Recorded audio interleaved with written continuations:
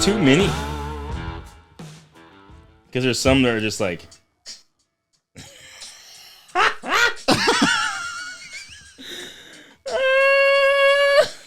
Dude, that isn't okay. So I had that. Is this recording, Rio? Especially when you see. So, dude, that one I've actually held on to that one for a while, and it was just a lot of ball shaking for me to handle. And one day I think it was late at night. I was like, screw it, man, just fucking post it. Yes, but the realness of that. Just post it. Who cares?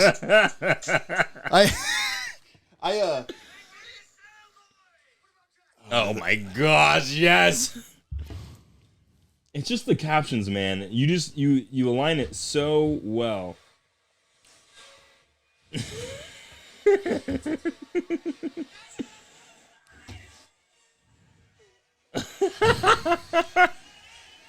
So I think it's no surprise. I follow all the firefighters on my Instagram, so I can kind of see. You see treads. You start seeing like, oh, it's fishing trip season. Yeah. Oh, it's snow season. Yeah. Oh, it's I don't know what else do they always do. It's surf trip season. Yep. So I start seeing all these guys doing that, and I'm not doing any of that. I'm just sitting here making memes because it's my life. And if I see a video or I think of something, I'll just do it. And I notice the guys are like, "How do you know?" It's because I'm following all you guys. I can see what you guys are doing. It's like, dude, it's what they do. It's what you do all the time. It's like it's all you talk about too when you come to the station. Yeah, dude. It's not hard to figure out what the new trend is, what's going on. I think that's why it's like more so hilarious, just because it's like that's literally like it's like truth. It's like comedy is truth with a spin. So I've been looking at your gram and I took some pictures. We'll talk about them later. Kind of a little just about your family and all that. Have some fun with it. Oh man! What I did was they're basically bullet points for me to remember what I wanted to ask you about with some weird fucking shot or whatever. Okay, I like that. The TV just makes it easy, and then Rio will edit them in or whatever into the thing, into the video. Yeah, but so you can kind of see what we're talking about and like kind of go with there. Dude, this is a good setup, man. Don't tell anybody it's a Connex box that's in the middle of the desert, but yeah. Oh man, yeah, this is a good little setup. So, I guess we could start. I think my name's John. This is the Brigade. I think everybody knows that. I'm here with Michael Porsche. Porsche like the car. Yeah. I know Michael from back. Michael used to be a firefighter, and one day he just said no more, which is probably not a bad idea. Sometimes I think we all have that same thought sometimes. And he went into VRBO. That's a marketing platform. I went to short-term rentals. Essentially, is what I ended up in. But overall, went into real estate investing. Mm-hmm. Yeah. And then I think what I really wanted to ask you too with that is leaving a career with a family. That is stressful. I mean, yeah. Tell me about the conversation you had with your wife. I mean, that had to be intense to figure that out, to make that step. Yeah. I would say the conversation with the wife was not a one-day kind of thing. It was definitely over a year's kind of thing. And we've only been together, been married 5 years now, and so it hasn't been that long. But I think it had to do with a lot of painting vision, aligning our goals, saying what we wanted, and just being that on the forefront of our minds. Like, hey, this is the lifestyle that we want. And to be honest, like most of us, I wanted to be a firefighter since I was 5. That's all I ever wanted, thought, dreamt, eat, all kind of stuff, and it wasn't until it really wasn't like I didn't even consider ever leaving until we had our daughter, to be honest. And the only reason why is because growing up in my family, am I allowed to tell a little story in this? Oh yeah. This is all good? Okay, yeah. cool. No stories. we don't like stories here. Rio, edit all these stories out. We don't want these stories in here. No, anything, Michael. Yeah, man. So we, growing up, single parent home, just me, my mom, and like the 5 kids that she had, and no dad around, very absent, all that kind of stuff. But for me, my perspective, that's all I knew. So the dad thing didn't really shake me up because I never knew anything different. But what I did see was a lot of people not having that. Or no, sorry, not a lot of people having dads and stuff. So I saw what it would do to the family and how that interacted. And then like me growing up, I saw the repercussions of not there being or not having a father figure around for myself and for my sisters, like the lack of confidence I instilled in them and as well as myself. But also early in my childhood, I just always recognized my mom being gone and she prioritizing work over like just relationship or time or doing things with us. And that was because she had to provide. Exactly. Yeah. She had no other choice. Something tells me you didn't shy away from the couple of servings every night. Oh, every day. Every day. So you see me as a kid, I was like, no, but, oh man. So that was the norm for me. But growing up, knowing that, I was like, hey, like I still love this firefighting idea, but now I see it like essentially as a means to an end of what I wanted to accomplish. But I pretty much made a promise myself, like, hey, I want to give my wife the option to work. And I could see that happening in the fire service. You know, I can get paid enough to provide for them, work 10 days out of the month. I can be very present as well. And that was like my vision. So, you know, getting hired, I got hired at age 25, super excited. Probably one of the most proud moments of my day, even still today. Like, I can remember the tears coming through, having my uncle who helped me out a lot throughout my whole entire time. He walked on stage with me. My mom pinned me. It was like just a very, very cool experience that like, even to this very day, like the very first drive, at least me being the authority on the fire engine, like, holy cow, right? Like, I mean, the first times for everything was very memorable. But when it got to a point, even as a single fireman, very easy, having a life, traveling, coming here, you know, it's just, you know. Well, I just... You can go into that for a minute too. I mean, yeah, the single firefighters are, they're pretty predictable. Uh-huh. They're always on top of the fad, whatever the fad is. I don't think they have too much of a problem with the ladies. Yeah. And yeah, they're always traveling because they work that overtime and they don't got nothing else going on. They're always planning trips. I think we always make fun of the fact that they're always got some, where are you going? Where are you going next? Where are you going next? What are you doing next? You know? But yeah, it changes when you get the family at home for sure. Absolutely. Everything changes. And even when we had, like when I got married too, it was still easy. You know, it was still like, still did my work, you know, I'd have enough time, no kids. Yeah. So me and my wife, I got married, I was like 20. Dang. So I did what you're not supposed to do, what you should not do in the Navy, which is marry right away. Mm-hmm. But luckily, my wife actually came from my hometown, and oh God, she was actually the girlfriend of. I want to. Got it. You got to edit this out. No, you got to keep this. She was the girlfriend of a friend of mine, and they broke up. Oh. And then she wanted to know about me, and the rest is history. And so she was talking to her ex to get to.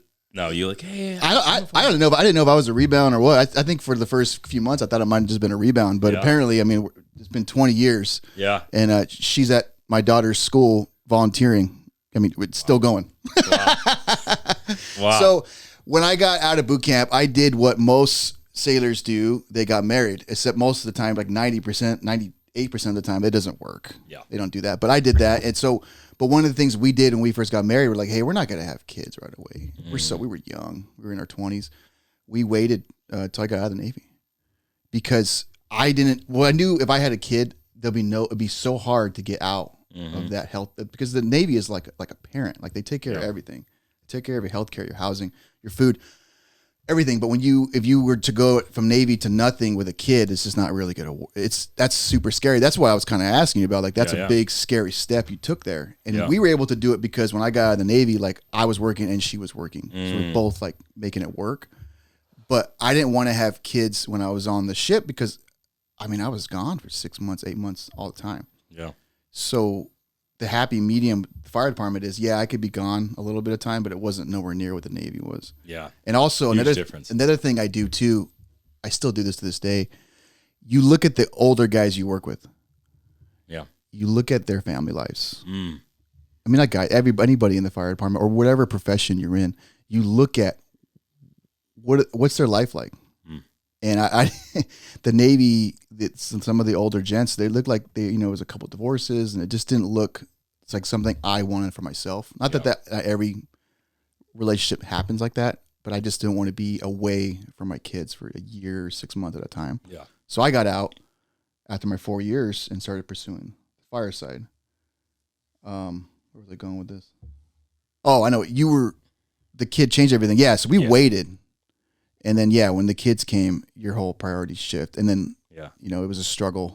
But, it's great. Now they're all older and tell me what to do. How old are your kids? I got a 13-year-old and a 6-year-old. Oh, yeah. Yeah, and that's exactly what it was, too, is the kid kind of changed everything. Because that's what everything real happened, like, right in front of my face now. Like, I know. I was going to say, when you were married with no kid, dude, it's like, it's the totally... People who are married with a dog and they talk about the dog all the time. Like, dude, it's totally different. Dude, I can leave that dog at home and it's cool. It's totally different life. You and your wife, like, she's working, you're working. You're not really supporting her. She's taking care of her. She's bringing in things. Yep. When you have a kid, it's not that somebody has to watch your kid at all times.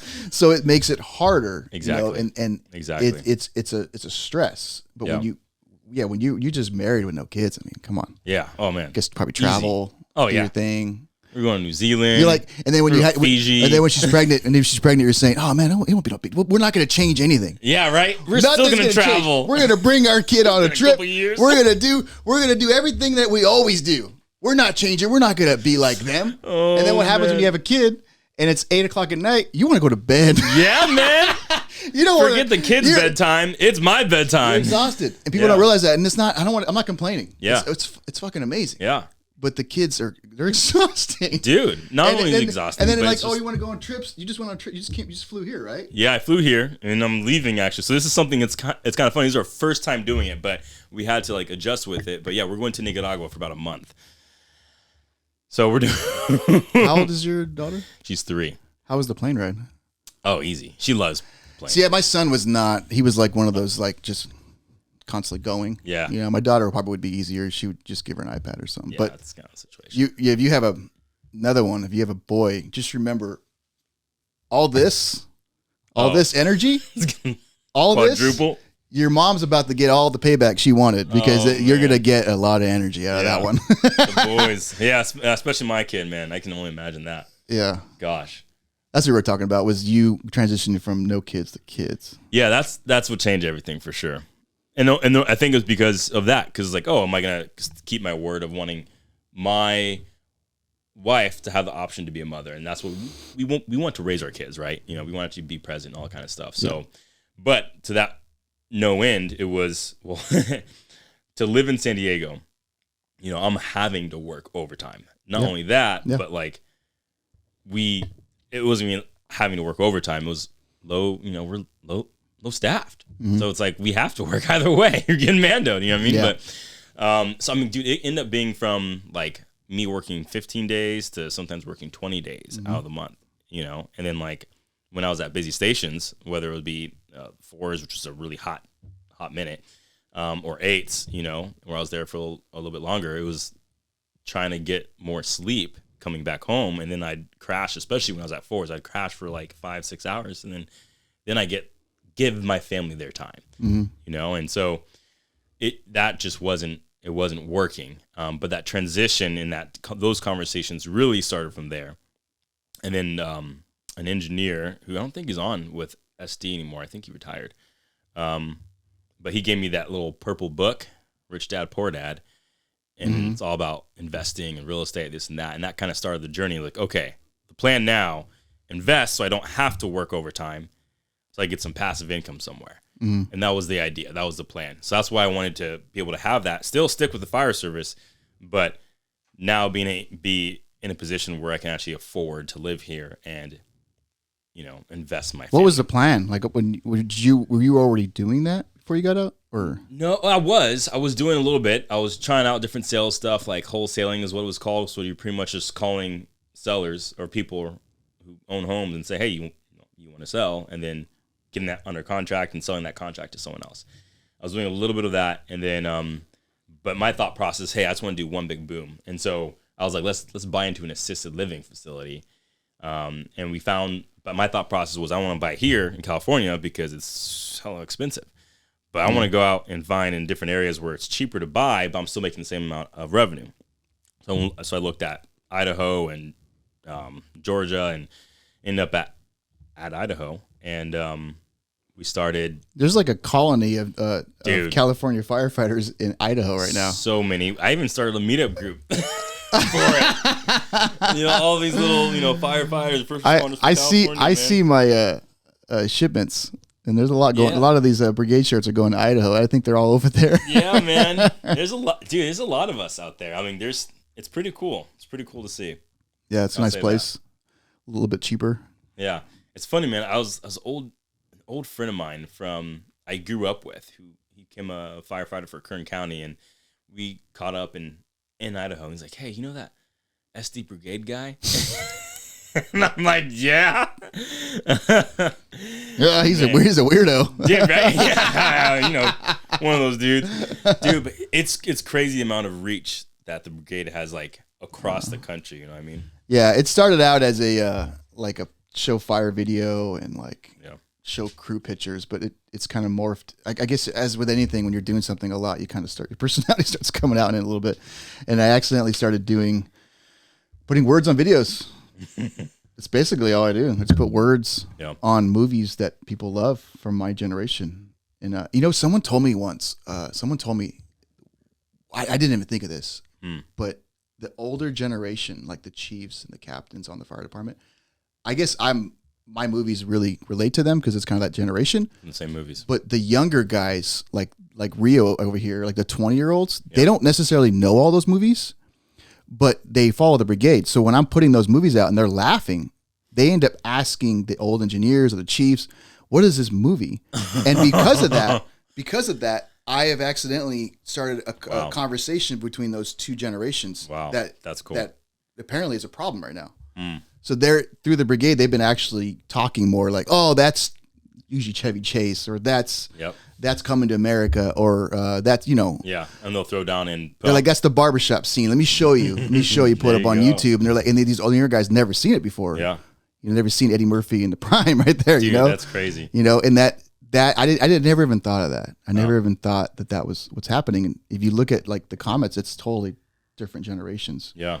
Because everybody wants to laugh. Let's be honest. Yeah, yeah, and I mean, you don't even have to have seen those movies to understand the joke. That's what I'm saying. The younger guys, I don't think they even know all my references. Yeah, but they're like, what was that? What just happened there? And then there becomes they end up YouTubing it, trying to figure out what it is. Like I was just talking to Rio about a movie earlier, and he's like, "What? Oh, Big Worm from Friday." Friday. Yeah. Oh man, he was like, "What? I don't." Yeah, but you know Friday like the back of your hand.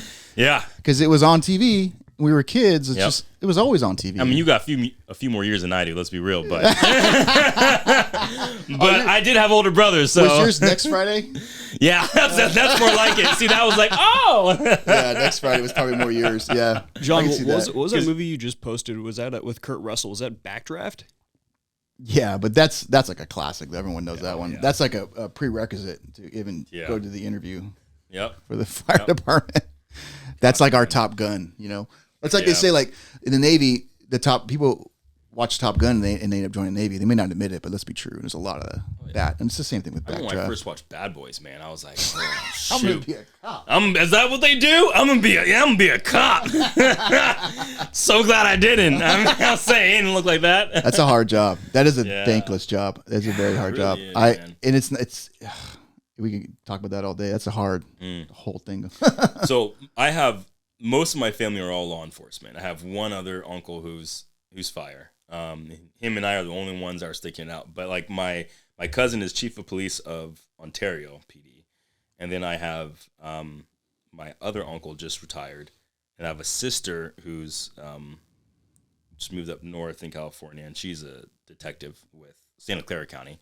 So it's like every end of the spectrum on my side. It's all PD. We had parties, man. A couple of days ago. We had somebody walk up to the station with like assaulted, and the PD had to come over and do a report.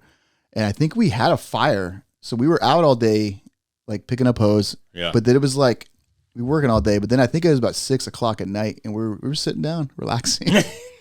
we had to eat, and we were just lounging, getting a little break. And the PD guy was still there. I think he was there for like 3 hours doing his report.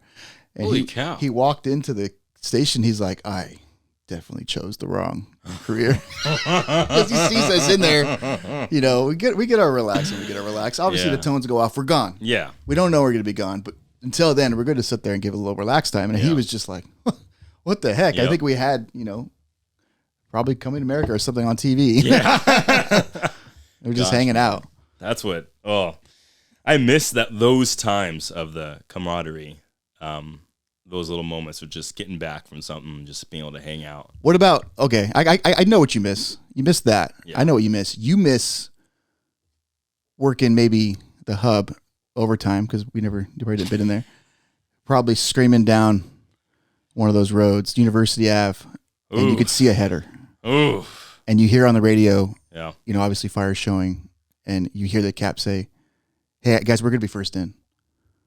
That's what you miss. Yeah, definitely not a full-time station of mine. That's for sure. Those guys never had that. That's all credit to those guys, man. They work. Yeah. They work the hardest in the city. Absolutely. They do. But they also what we call pay the most tax. Mm-hmm. They run the most calls, but they get the good fires, and because they're running all those calls constantly, when a header shows up, they're already on the road. Yeah. So they just drive to it. Yeah, which is nice. What we call it district poaching. They can grab a header out of anywhere in City Heights, and they're going to do it. But I'd imagine, and I'm not trying to make you to go back in the job, but I'd imagine that's something you miss. Because every firefighter wants that, knows what I'm talking about. Yep. You're flying down the road, the rigs, the horns blaring. Yeah. You hear the radio. You hear multiple callers.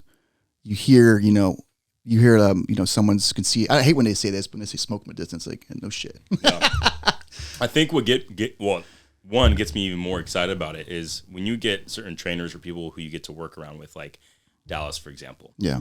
And you get someone who's just very motivated. And I got a pleasure to work with him for a few shifts as a captain before I took off. But because I saw him as a fireman when I first got on, and then as an engineer, which was a lot of fun, and then as a captain. It was really cool to see just his whole character and demeanor flood into the rest of his crew. Yeah. And then always training with him. So I was at Forest for a hot second, and then just doing training constantly kind of thing, but relaxed. It wasn't over the boat, but it was just hey man, as we're taking a walk, we're talking about this. But then when you actually get a call that comes in that's related to the things that you're actually training about. That's usually what happens. Dude, yeah. That always happens. Always. You do rope training, and next thing you know, you're hanging off the freaking...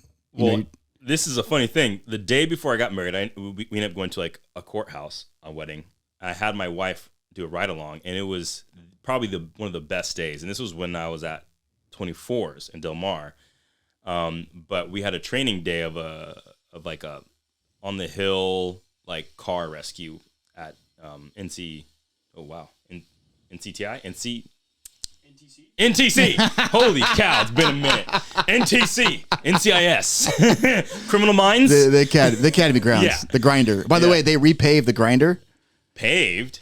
Okay, but no, you think it sounds good, right? The hose doesn't drag on the new pavement very well. So the old pavement was all rocky. Yeah. It had little pebbles everywhere. Yeah, so it would go right above it. So the hose, the 4-inch, when you're in the academy, you got to pull 4-inch for the first 2 weeks before you even get your hand on any. Before you get your hand on any hose, any other hose, you don't miss. You pull 4-inch for 2 weeks, and those little pebbles, I didn't realize how much they were helping because the other day I was down there in this nice black top, and I went to pull. Sticking. Man, what is happening? We got new pavement. Dude. And so I'm sorry. Go ahead. No, it was good. But yeah, we had to we're using the it's been that long. The arms. Rescue 42s. Yeah, the struts. Yeah, and so, and then we get off from that call. We have this serious trauma. We get a death on the side of the freeway, which we're transporting. We get a cliff rescue with that. Not a cliff rescue, but it was on the side of a hill with using those same struts. And dude, that's awesome. And then we get a fire afterward that I almost got lost in. It was great. It reminded me, always bring your tools. But it was like one of the perfect storms of a day. Every call was serious. Every call you were like hitting it and you were working it and you were on. Like we were on every single one, first or second in.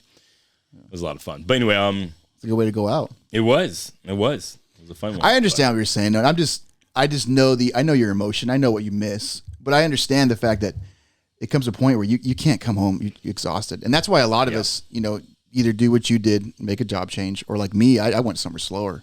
I just couldn't do it anymore. I couldn't come.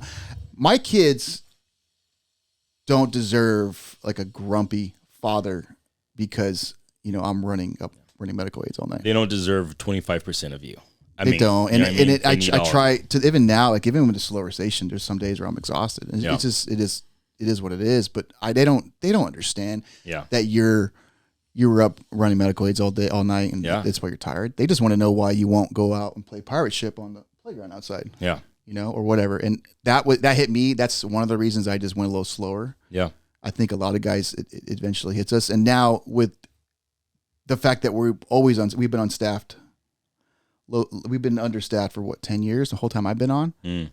We're just like, dude, I can't continue. I can't run all night and then run a whole Mando shift and then come back and run all night. Yeah. It just, where's the end? And at that point in time, it's like, what are you leaving your family? I mean, because at the end of the day, I remember when I was a cadet, this one dude said this to me, like, hey, you will always, like, if you get lost, say, or die, right? Like the fire service. Yeah. Some of the guys who knew you, they'll miss you, but the city's only going to replace you. Yeah. But your family. Well, that's another thing. Yeah. When I retire, are they going to give me like a plaque that says you worked 300 Mandos? Congratulations. Right. Well, thank you for your. No, of course not. The Mandos don't even count towards your retirement. Yeah. It's like, oh, we'll just see. We're paying you for it. So just, whatever. Yeah. We can get into that all day. And obviously that's a big part of the page, but I don't. It's frustrating. Yeah. It is frustrating, but I definitely don't want to pit like just put a downer, right? Yeah, on the department and the city. No. But the reality is like knowing what your worth is and where your worth matters to be, And so it's just more of a matter of like, okay, who do you want to invest in? Well, speaking of worth, like Dallas. Yeah. That man, I was there, okay, that night he pulled some people out of the house. Mm-hmm. And I wasn't with him on that fire. I was a neighboring district. We came to cover his district 26s after. At the time. Yeah. I think he was 12. It was 12s. I was in 32s. Oh yeah, okay. And we came to cover his district after. So I saw his face when he came into the station after that rescue. And you don't forget shit like that. Yeah. I mean, a man or a woman, it doesn't really matter what it is, what you are. When you go through a harrowing rescue like he did, I mean, you could see. I mean, it was pale, And I saw him do that, and then right after that, he made engineer, he made captain, and now he's talk about worth. Like the city doesn't realize, like he's probably worth more than anything you could ever have. Amen. To have that captain in the city running calls for you. You don't even realize what you have. Yeah, you have a man that I don't. You really don't. That is a single asset that it was worth so much to this department that it shows all over, and even more so, like even in my own business, like there's things I've learned from him that I carry on to my business now. And look back at that story. They showed up. House was fully involved, and there was a room in the back with kids in it. Yeah, and they told him right when he got off the rig that there's kids back there, and he put his stuff on. He jumped in there with another firefighter, and they got in there, and they got their ears burned and everything. Yeah. And that we all know that that's something that can happen, but to be put in the situation and to perform like he did, and then not only that, but to come out of it and go up the ranks, and now be the leader he is. Yeah, it's a big deal. The amount of worth that there is. I mean, you can never pay that guy enough to be on your department. Yeah, completely agree. But moving, you should have him on. Yeah, I should. Well, I've been following your Instagram a little bit. You've been having fun on there. Learning. Yeah, learning and trying to have some fun. Yeah, so go ahead, Rio, and whatever I sent you, I don't know what it was. So you're doing the podcast now. What I thought was funny about this, Michael, was you have the helmet in the background. Yeah, I know. I was just getting my whole office all situated when I first started doing this. I know what you did. You were trying to set up, and then you got all done. You got all the audio set up, and you're like, crap, I got nothing behind me. Yep. You're like, I got literally nothing behind me. It looks like I'm in a hotel room or something. So I'm like, I'm going to put my helmet there. There you go. And then you got some random statue, and you got a picture of family, right? Yeah. So Did I get it? And you're like, oh man, and like, oh, that's embarrassing, bro. It's all good, dude. Hey, we're all just trying to figure this out, you know. That is pretty hilarious. Nailed it. Sorry. That was good. Let's be real though.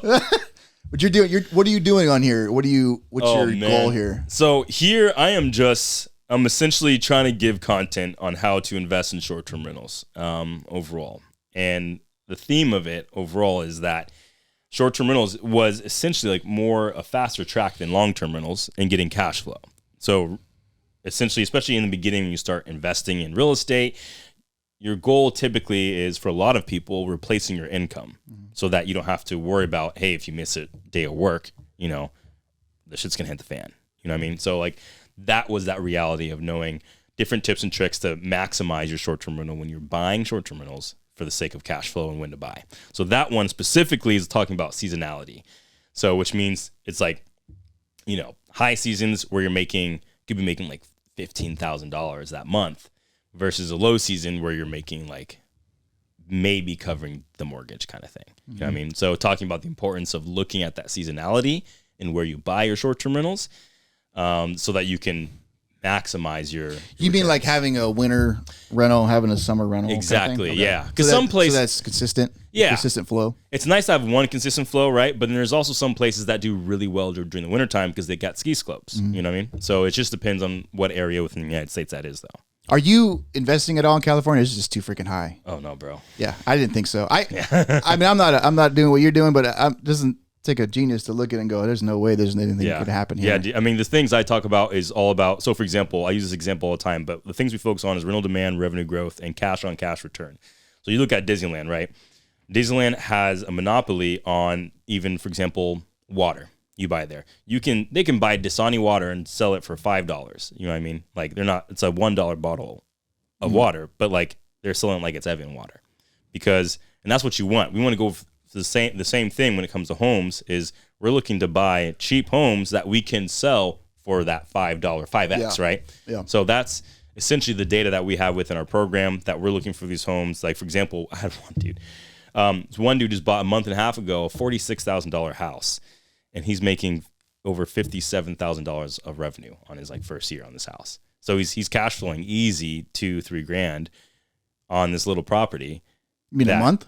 Okay. Yeah, a month. And that's after all expenses paid, on a little property that was like $46K. And I have another crew, actually, was just on this coaching call right before I came here with some of my students. And this guy, they're like these two brothers. I met them up in like Coeur d'Alene, Idaho, and they just got a property under contract for like high 300 or something like that around there in New York. So their projections, their lowest projections in terms of comps, because they played really conservatively, was about $100K, a little over $100K in terms of revenue for that year. But the reality is, more than likely, the best comps were like at 170. I think they're going to be probably around 140 this year if they close. So what you're doing now is you're basically coaching. I do. Yeah. I do a lot of coaching. Yeah. I invest myself as well. And so that's how I got into it first. But yeah, and that's and I definitely have overall, right? It's kind of funny because actually 25% of the people who are in my program are firefighters. And I think it's just because I have a relatable story. Yeah. In regards to, I'm just looking for a way to provide for my family so that I can therefore. Well, you probably know how to deal with us. We're sporadic. Yeah. Our memory's usually shot. Our short-term memory's usually shot. That's true. You probably know how to deal with it. I think normally we're a strange group. And you know how to handle it. Speak the language. Yeah. It's easy. Yeah. What happened here? What is this? What's going on here? Oh man. I took a trip to Korea. So Korea. They didn't have turnouts that would fit you, huh? Oh, I mean, look at that guy. So funny thing about this is, okay, so first of all, Koreans don't really like give a lot of value to firefighters. So Korean firefighters love American firefighters because they see backdraft and all these other things, and they're like, our helmets and all the helmets. They're like, oh my god. So when I visited this station, they were enthralled when they found out I was a firefighter from the States, because they literally look up after us, like, because I guess firefighters aren't really welcomed as much. Rio, can you pull up Instagram on there real quick? Go to the Brigade, scroll down, and I'll show you when to stop real quick. So, electric engines are becoming popular. Oh, it is what it is. No judgment here, but I did make a couple videos I have to show. Keep going, keep going, keep going, keep going. One, this is my personal favorite, and sometimes my personal favorite is not always everyone else's, but I got to show you this. This is gonna be good. Ah, dang it, where's it at? Keep going. It's coming up. All right. Oh, right there. Right there. Yeah, that one. Is there sound or no? Hey, sorry I missed your call. I was just calling you back to let you know that I love you and I miss you. And I miss you. Oh man. So it's hard to be backdraft when you're driving down on a rig that's making that noise. Yeah. Yeah. You don't got the cue making noise that hits your chest. You got that. It's kind of hard to be. Dude, that's hilarious. That's one of the electric ones. Oh, that's so scary. Yeah. And we're all gonna. I don't know. I don't know what's gonna happen with that. Yeah, we'll see. Gosh, it's hard to. I mean, it's hard to see those really taking off. Like, I don't know. I don't want to get too far into it. We'll cut all this out. Go back to his stuff there, Rio. We'll cut all that. I'm not trying to bash. I am going to show that though. Yeah. This is the wife and your dog who apparently had a. Yeah, you know how it is. You don't have kids yet, so you just doing your thing. That's the sweet time. This is when you have. I'm working. I'm doing brush fire. That was actually just got done with it was a mulch fire. Yeah. Oh, I think I was reading this. So is this how you guys met? No, so we didn't meet in the DM, but this chick, she was at my church and she sang at my church. And so your wife? Yeah. Okay. And so I got, You said this chick, you called your wife this chick. No, oh right? my gosh. Edit that out. Yeah, please edit that out. She'll kill me. Don't let her see it. Please. I have to sleep with this woman. It was an accident. I swear. It was an accident. How much money you got on you? How much you want? All right. Oh man. So, dude, she was a like a worship leader, right? Okay. So singing at church, all kind of stuff. And I'm not gonna lie, I'm there. I'm trying to be holy. Preacher man. Preacher man. How does that go? Oh man, I'm gonna go into it. Go ahead. But I'm trying to do my thing, and I'm looking at her, and sometimes it's a little distracting when you got this beautiful woman right in front of you. But yeah, so that comment was me saying, "Hey, you did a great job."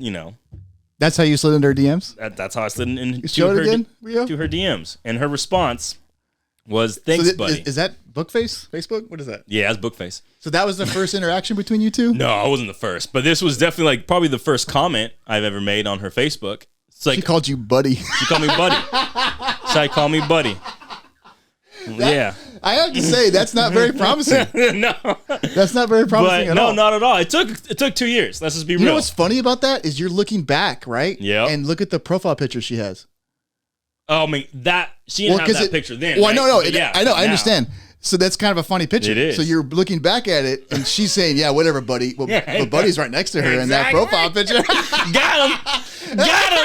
Oh, yeah, that's what I'm saying. That's the actual definition of sliding in DMs. You're literally on her freaking profile picture now. Good job, dude.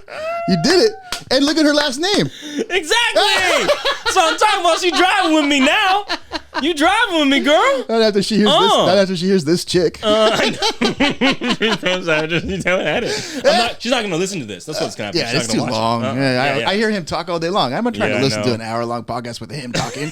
He talks all day long. That's true, I do. And she's like, babe, I'm not going to listen to another one of your presentations. Nuh-uh. That's all right. We'll make it a 10-second reel. What was the next one? Oh, man. It's so great because her name and everything. Oh, man.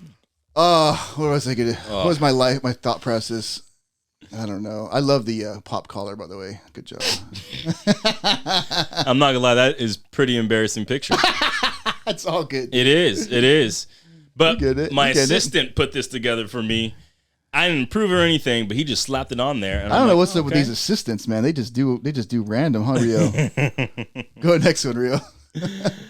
Go to the Kanye one I sent you. What do you think of those turnout boots?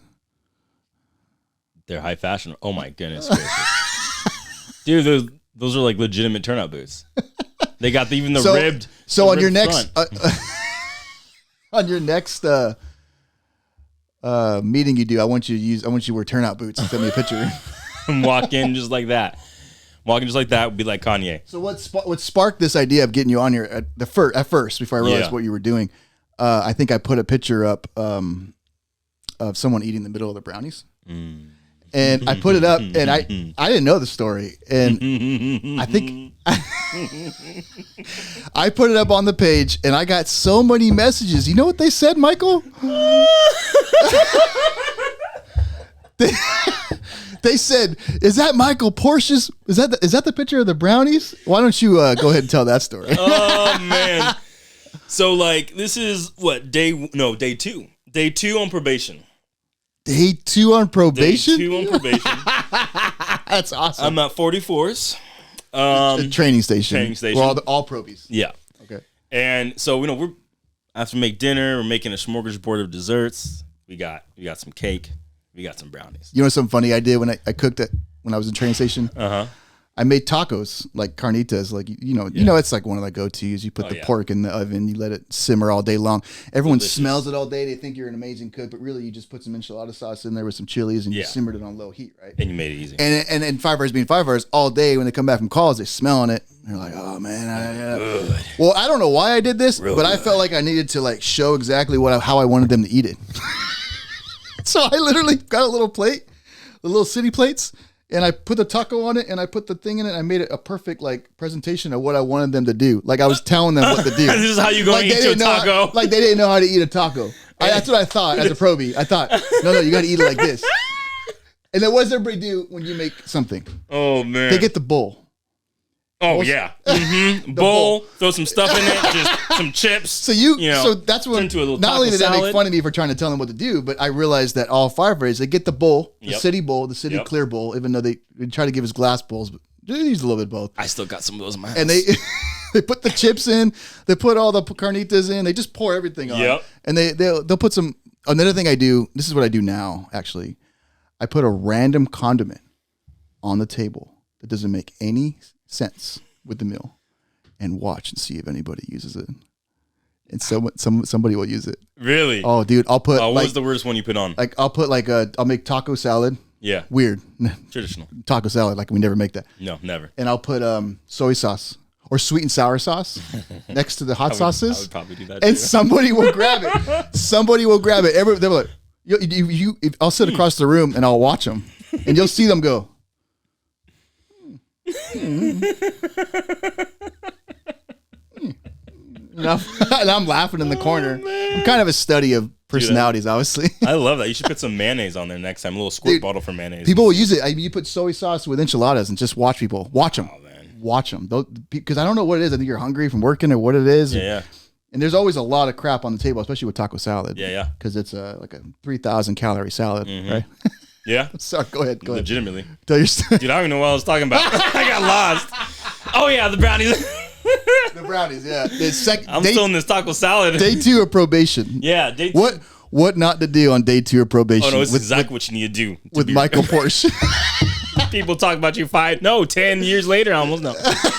Oh, man. These stories are where it's at, man. Go ahead. It is. It's fun. So, yeah, second day of probation, we made the smorgasbords of desserts. My man, DeRosa. Is he still on? Oh, yeah. Oh, yeah. He's still doing his thing? Yeah. Is he wearing some crazy hairdo thing now or anything like that? I don't think so. I think he trimmed it. Yeah? Okay. I think it's at a trim section right now. Funny dude, man. I remember going to the academy with him and his teeth. What? His teeth. I remember everyone was making fun of him, but like he when he got hired, he was like 20 Yeah. or 21 or something. Yeah. And He's actually, it's funny you bring him up. I think he's actually got a bunch of VRBOs. yeah, You didn't know that? no idea. You guys That's are hilarious. basically in the same. He's Dude. doing it. He's doing it. I think he's got one in Big Bear. He's got something going on. He's Oh, doing there well. you go. He's doing very there well. you go. Get some. Well, anyway, You didn't even know that. so I didn't. I haven't seen his face in a long time, to be honest. Like, because I know he doesn't even do social media, does he? Not really. No. Yeah, that's what I thought. So anyway, you know those big old spatulas that we got in the kitchens, right? You like those Yeah, big they're old like ones. that long. Yeah. So But you want the short ones. So exactly. somebody's engineer will cut half of it, and then that's the short. But there's only one short one in the station. yeah. Right? Yeah, that's true it is. So DeRosa, he makes these big old squares. Now I'm not blaming on DeRosa. I'm just saying he didn't help the situation. All right, he didn't help the situation. So he makes these big old squares in the little brownie pan. I come up. I'm like, man, that looks good. I'm gonna get myself a brownie. So I get this big old spatula, and I just scoop because it's hard. You can't angle it on the sides. It's too big. You're just gonna ruin the whole thing. So you gotta go scoop what's easiest. I'm loving the. You gotta go for the middle. It just happened, all right? So I went in. I wasn't intentionally trying to be, narcissistic or evil. It just happened. And so I ate my brownie. And it didn't stop there, of course. But it was like probably only two middle pieces. But let me tell you, these things were like this big. Like that's how big the squares were. So I get one, all right, I'm good. Oh, that was really freaking good. Like the doughy ones, or Oh yeah, like the center. It was so I've delicious. noticed something about firefighters. If it's cooked all the way through, it's overcooked. Oh yeah, They want it basically get- raw. yeah. That's what they want. gotta get a little It's bit of that. you almost need like a spoon. I feel you on that. I feel you. Yeah. It's like lava. So let me tell you, it didn't end there. So then we get a call, and I'm like, oh shit, I need to go back and get myself another brownie. That's what happened, because yeah. we're gonna be gone. Well, We're gonna be gone all night. So it's gonna be gone. yeah. So I go back and I get a second piece From the middle. from the middle because it was the easiest to reach. I couldn't. Well, maybe at that point in time I could have got the side, but the middle was so dang good. I was like, let's go. So now you have this big old middle piece that essentially looks like the entire center of the brownie taken. And I'm going on my way. I eat that brownie on the way to the call. So stupid. It's funny what you do, like, because Firehouse is like they have rules, and honestly, dude, like I get it, I really do. You don't always know them, and they seem like common sense now. Oh yeah, They're complete. Oh, yeah. Dude, that's why you almost need. common The Brigade. I might even write a book on this because it's so common sense to us now. Like, refill the coffee. Do the coffee when you do the last. I mean, obviously that should be common sense, but little things like this, you just don't know. Yeah. I understand that you don't know. Oh man. So Adam, he was not. It was not. Oh, he was not. It was no. It was not happening. It was not happening with him. So he was on the truck. I was on the engine. Can you imagine what you see being at a train station? Like the things you see. Yeah. I mean, they should write a book. I hear it's stories. pretty We all funny. hear stories all the time. Oh, There's just yeah. there's a lot of tension. There's a lot of stress, and guys just do funny stuff there. Yep. They're all running It's around. like, why would you do that? Like, what made you think to use this to clean the toilet? Like, what in your huh? Dude, You know what I mean? when I was at a train station, I think did I ever tell the story? A buddy of mine, for some reason we thought we couldn't have like a Coke. I don't know why we thought that. I don't know what we were thinking. My buddy liked a Coke at night, like one Coca-Cola. He just liked one after dinner. So he would go in his room and he would like crack it and go, like, like, why are we doing that? Like, why? Like, that's, he could have just Dude, got that's Coke. next level. I don't know what he was, it was just the weird tension at next train level. stations is odd, What I always think is funny too is just weird. Like you get some quirky guys at a station who are maybe captains. They like things a certain way. Yeah. And so they'll go down. They'll sometimes work the go down the, what do you call that? It's the pedestal, if you will, for lack of better words. Oh, the walk up the Chain of command. Chain of command. That's what I meant to say. Chain of command. So they'll tell their engineer, hey man, can you go tell your firefighter that this shit needs to be cleaned in this way? It needs to go up and down in this way, not side to side. I saw him doing that whole circle thing. No, that's gonna ruin everything. Or and they'll just like it really didn't matter kind of thing. But you get a lot of that. I feel like in certain places. I feel like that was a lot at training stations. Oh yeah. That was like all the time. Like, oh, let me tell you my way, and then you only tell you my way, and you're just like, well, which way do I go? You don't mop like that. You mop like this. Yeah, exactly. Yeah. You didn't soak the mop properly. Oh man. Yeah. There's a famous story about a guy too at a station. He would always teach the probies how to, correctly clean the toilet bowl. Yeah. Like Which direction? Which direction? Like the order. Yep. And you know what? He probably did that because somebody probably came in and like cleaned it with like a dish towel or something. He probably like, okay, I got to show these guys. Mm-hmm. So now everybody, even his whole career, had to learn it. That way. Yep. Gosh, you remember Tex? Yeah. Good old Tex. Yeah. So, a million ways to skin a cat. Yeah. You know, you always hear him saying that all the time. But yeah, he retired. Yeah. Yeah. Well, I think that's how long have we been going? About an hour. Oh, Oh, dang. There you go. Yeah, probably like 50 we're minutes. just over an hour. I guess I kind of went through what I want to do, but I don't. What do you want to talk about? Like, what do you want to get on there? Oh man. Well, stuff I'm promoting is essentially like just in the reality of it's allowing firefighters to have more time freedom, so they don't have to go work overtime kind of thing. Mm-hmm. So like, and for me, like what I specialize in is essentially data. So like when I told you about the rental demand, going to places with high demand, high growth, and high cash and cash return. So like essentially, I don't want to say much about it. I already alluded a little bit to it, but like, but the reality of that, of what it's done or what people are doing with it, is they're replacing portions or a lot of their income, and it's very easy to just by getting just this one property, you can get $3,000 of cash flow really easily. So that's done through our mastermind is can be do really well. Like Big Bear, I wouldn't invest in Big Bear right now. I mean, there's places I would, and places I definitely would not. California, probably not. But and the only reason why is because I know I can get better returns elsewhere. Like I would rather buy that $300,000 house that's going to give me, $60,000 of cash flow. I mean, after expenses and mortgage and insurance and everything is paid, back in my bank account. And that's kind of like the reason why is so that I could focus on the things that matter most to me. And that's like essentially to end what we talked about. Like I didn't plan on leaving the fire service. My plan was to do the whole assisted living thing, like get that up and running and come back. But then it was like, okay, it was a lot more work than I thought. Yeah. I didn't enjoy it. It wasn't fun. So I got into other forms of real estate that involved business and owning a house. And it was through that gave me freedom to actually spend time with what I wanted to spend time with, which was my family. And that overall is the key. It's like, hey, let's do the things that we love, but let's not get burnt out with doing the things that we love. Right? Yeah, I understand that. It's not fun. I understand that with this page. I mean, it's keeping me pretty busy. So I understand what you're saying because this page is taking off and it's keeping me really busy. Yeah. It's funny because I'm not working as much at the job but I'm doing this. Like it seems like when you have your own business, oh my God, there's always stuff going on. I haven't even showed you the shipping center downstairs yet. Yeah, no, I want to see. But yeah, I understand. You got to prioritize for sure. Yeah. And it's just, right. It's just finding what's your balance, what's your vision is like, what do you want your life to look at? Because there's always you can hustle and have fun with hustling all the time, but then it's like, to what end are you hustling for? Yeah. And are you working, 28 days a month, for all this overtime money? And then what are you doing with it? Exactly. It doesn't really matter. Yeah. Time is the most. Exactly. Time is the biggest thing. That's what you want. Time is everything. Time.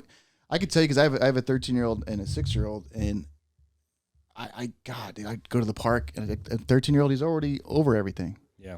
I mean, they're not that young for very long. I mean, it's gone. Yeah. Once it's gone, it's gone. Yep. And you just don't want to miss out on that stuff if you can. Yeah, man. There's a guy, Jordan Peterson. You ever heard of him? He had this quote about saying sometime of like, from that 0 to 4 age, even like, there's a certain innocence about them when they're at that age that, it just goes. And if you miss it, you miss out. You will never see that time again, kind of thing. And that's also the time you spend most with your kids because they're at home. They're not preschool. They're not school. So the majority of your time that you'll ever spend with them, like 80% of their life is going to be during that time. Like together, you and like hanging out, all kind of stuff. So it's true. And being more deep about it, when I had my son, me and my wife were both working. I was a medic on the box, and I had to work a lot. But we couldn't afford childcare or anything. So I was working like night shift and she was working day shift. So my boy was always with one of us. And I'll be completely honest with you. I feel like he might be closer to me than my daughter, because when my daughter was born, I think I was the only one working. Yeah. And I think I tended to probably work too much Mandos. And I honestly think I'm still struggling that with her. I still kind of feel like I'm kind of playing catch up with her. Yeah. And it bums me out. There's nothing I could do about it. Yeah. I feel kind of like an idiot for not realizing that. So yeah, don't let that, like you just said it right, that 1 to 4. And maybe it's possibly that she's a mommy's girl, but you know, I just notice it. I don't have that connection and it bums me out. Well, I mean, the thing about it is like proximity, man, is all. That's all you need. I mean, you hang out at a barbershop long enough, you're going to get a haircut. You know what I mean? It's like the same deal. If you're with your daughter all the time, that relationship is going to be. Yeah. Because you're experiencing things together. You're doing things together. It's just proximity is everything in that. And but you have to be next to them, right? You have to be close to them. You have to be doing life with them. Yeah. So like that was something like, you know, in the first year, my daughter doesn't remember anything, so that's fine. But I was gone. That was like my first year of her, and even now today. But like my first year was I didn't really see her that much because I was always working or with this and that. Even when I went over to Idaho, I was still coming back and forth. I was gone for a couple of weeks and I'd be back, you know. But it was weird when she was like, "Who's that again?" You know what I mean? Like that's not. I don't think that's very favorable in regards to, you know. Well, that's kind of a parent's life. When you're a kid, you don't realize that. You look at your parents, you don't realize that you see them at home, but you don't realize they're out in the world trying to get it. Yeah. Because you got to eat. Yeah. And now as a parent myself, you start realizing like, man, the balance is not easy. Yeah. And they don't understand that. No. Either. And they don't need to. No. It's not their fault. It's just, I see it now. Yeah. You see it big time. The balance of life it's hard. It's hard to keep it going. Keep it like, try to get them enough time with them and then make sure that you're bringing in the bacon. In a sense, you know? Exactly. Well, Mike, I appreciate you coming on, man. Yeah, man. It was fun. It was a lot of fun. We'll edit this up and try to have some fun with it. I'll send it to you. I'm not going to put anything up until you say it's okay. It's okay.